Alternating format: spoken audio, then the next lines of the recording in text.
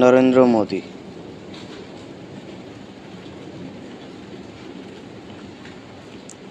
নৰেন্দ্ৰ মোদী হল বৰ্তমান ভাৰতৰ প্ৰধানমন্ত্ৰী।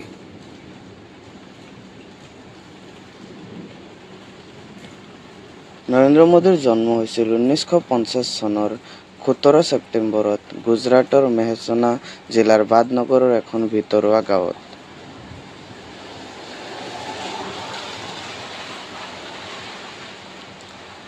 নৰেন্দ্ৰ মোদীৰ পিতৃৰ নাম আছিল দামোদৰ দাস মূলচন্দ মোদী আৰু মাতৃৰ নাম আছিল হীৰাবেন।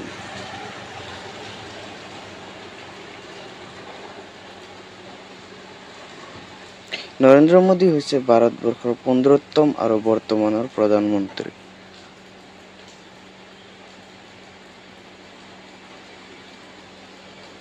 তেখেত ভাৰতীয় জনতা পাৰ্টিৰ এজন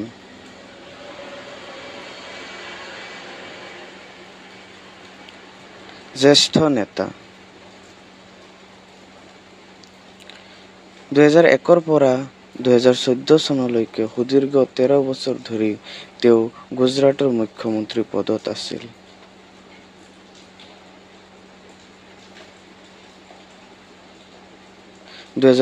চনত নৰেন্দ্ৰ মোদীক ভাৰতৰ প্ৰধানমন্ত্ৰী পদৰ বাবে নিযুক্ত কৰা হৈছিল।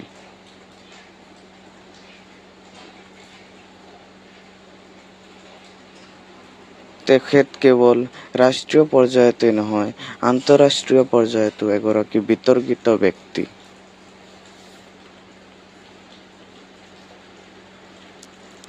শ্ৰেষ্ঠ মুখ্যমন্ত্ৰী ইণ্ডিয়া টুডে আলোচনীয়ে 2006 চনত দেশব্যাপী এটা ছাৰ্ভে চলায় আৰু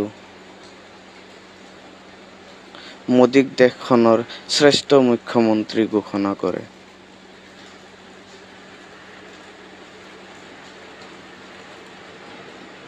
তেওঁক এজন ভাৰতৰ সফল প্ৰধানমন্ত্ৰী হিচাপে কোৱা হয়।